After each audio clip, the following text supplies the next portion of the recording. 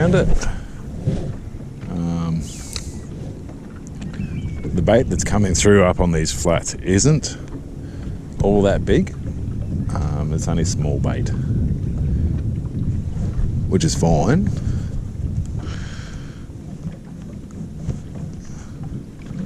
Sorry guys, I'm just putting my hoodie on.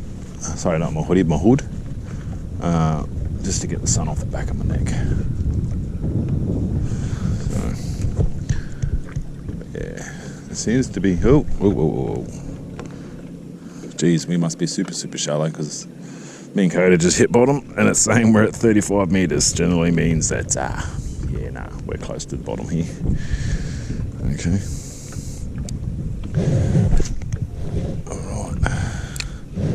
So we're just going to do a couple of blind casts here until we get into position for where we want to fish. What I mean by blind cast is just cast the lure out. Anyway, doesn't have to be specifically somewhere, just anywhere. That's what I call blind casting. Sometimes you'll get a fish blind casting. So, yeah. But this little section that I'm fishing here, right time and tides, you can catch a lot of fish through here. There is no doubts about that at all. Right time and tides. And if you've got the correct bait profile on,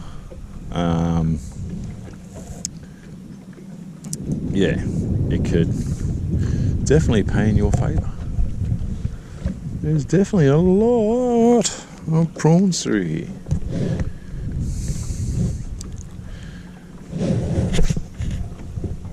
Definitely a lot of prawns through here. So the retrieve I'm doing, guys, is quite simple. It's either the prawn hop, which is 3 hops, and letting it sink back down to the bottom, or I'm doing the shaky tip. So the shaky tip is where you pull your braid tight. Sorry guys, I'm just hitting the bottom again. You pull your braid tight and then just rod tip up, shaking the tip. That is what you call shaky tip. Alright. So I mix them up to see what reaction I'm going to get from the fish. Alright, so any of this low-lying like your logs, all that sort of stuff, don't be afraid to cast at that, because a lot of flathead love sitting around that sort of area. Absolutely love sitting around that sort of area. And if you present your lure in there right, you will get the fish.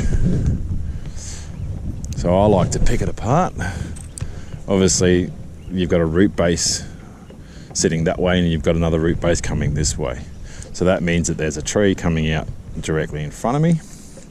So I don't want to bring my lure back that way because I'll automatically get it snagged. And then I'll have to retie and, it's no fun. Retying all the time is no fun, let me tell you. But you can see when I'm casting, you can see what I'm pinpointing my lure at to get in there and cast with. As in what I'm casting at, should I say.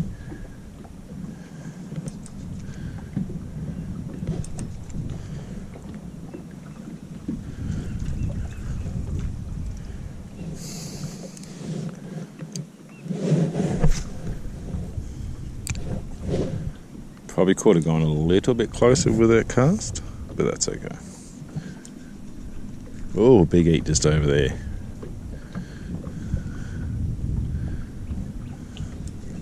So a lot of these fish seem to be back off that area, which is fine.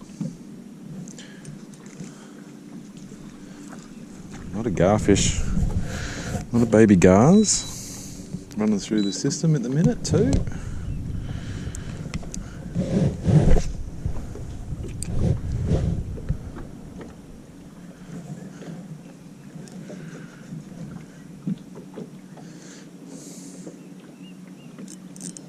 just had a bite, missed it.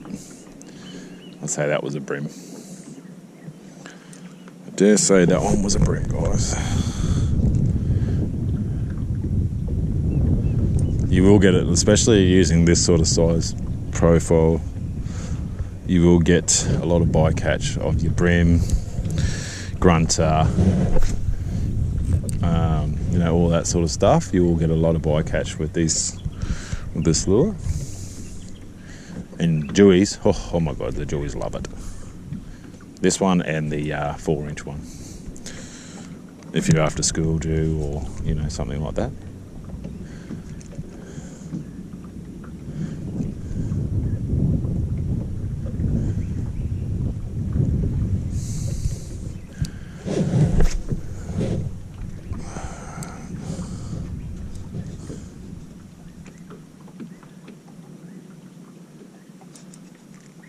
So what the shaky tip does, guys, is it brings the lure up and it just like that.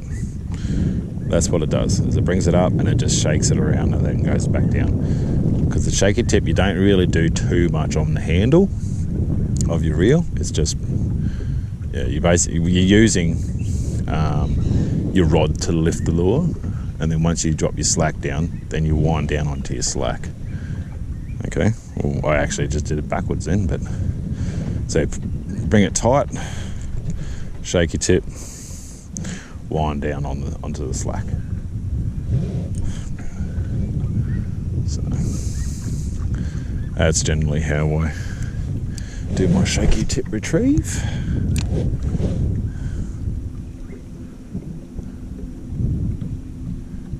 So I'm just going to try a slow roll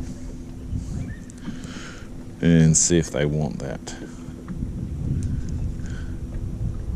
Pause it and then a couple of hops and slow roll it. A couple of hops, pause. Just mixing it up, guys, until I get the bite of, That's pretty much all I'm doing. Ooh, a couple of waves.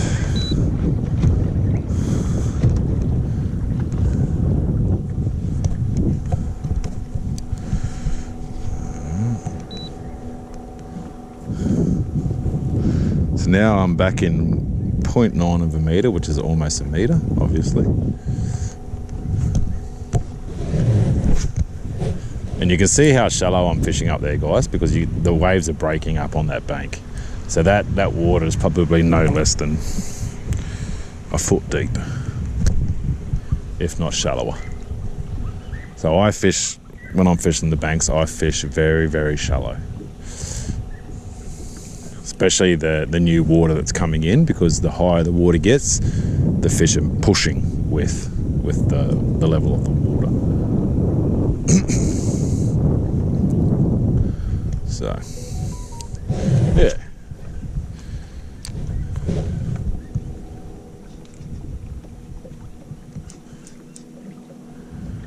But we'll just keep plotting along, guys, and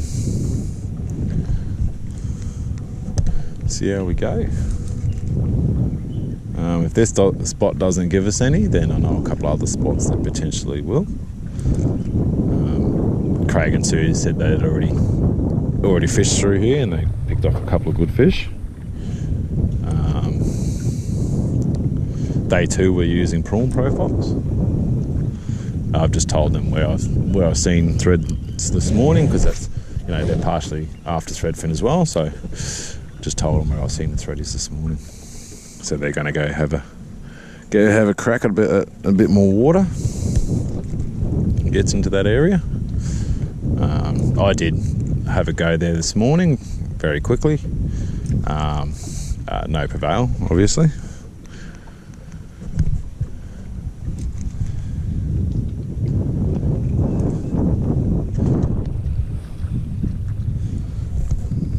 There is a bite period from 6 o'clock this morning to, I think it's 8 o'clock.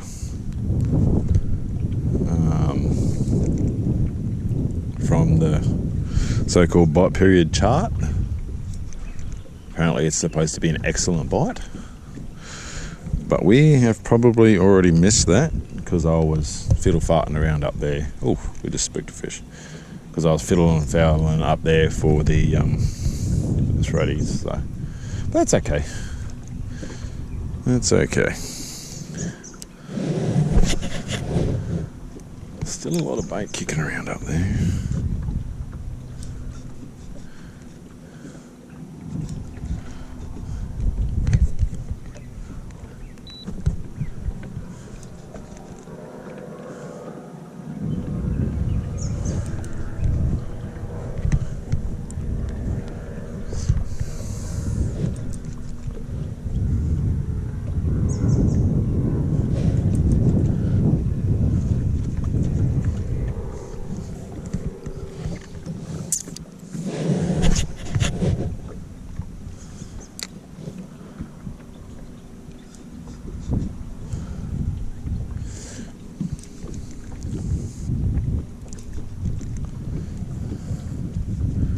We're coming up to my favourite part of this part, which is exciting. So the reason why I like this stretch is because there's a lot of structure. Structure is key when I'm doing this sort of area, and when you've got an immense amount of structure, that means you're going to have an immense amount of bait, and you just got to, fish it really well. Obviously have the correct profile and the correct size that they want to eat. And yeah. So through this section here, there's actually quite a few stingrays that come in and feed. So this section here is generally quite dirty most of the time. And where you have stingrays, you have flathead.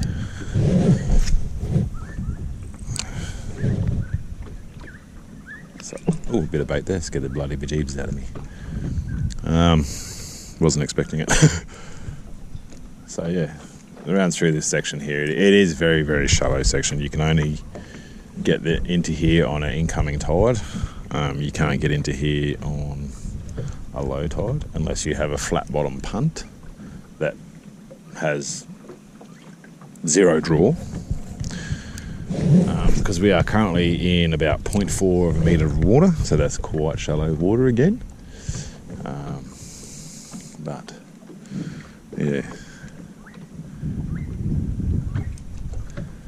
so I just generally fish all this structure, and yeah, generally if the fish aren't up on this structure, then they're going to be out in a little bit deeper water.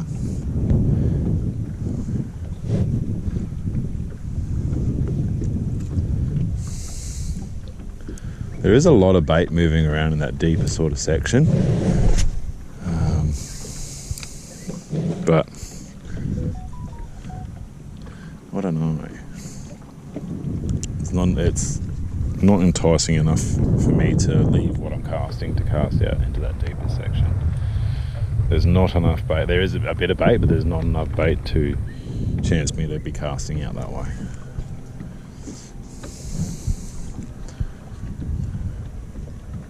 Where the bait that I'm seeing through these edges is actually a lot more than it is out there. So we'll punch one right up in there. Probably could have gone a little bit further, but that's okay.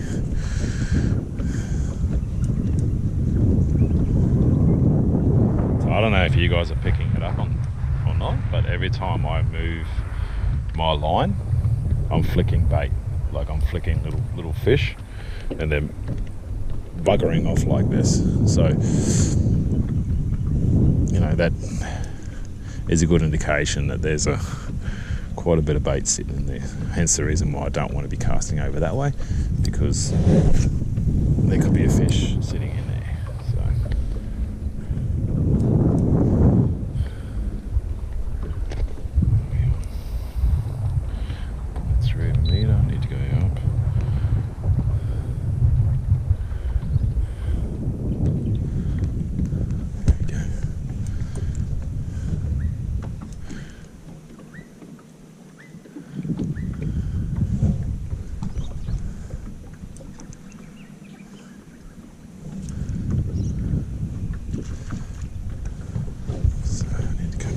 bit more. Starting to get super shallow. See, as you can see, guys, where I'm casting, there's actually quite a lot of bait flicking. Hence the reason why I'm casting in there.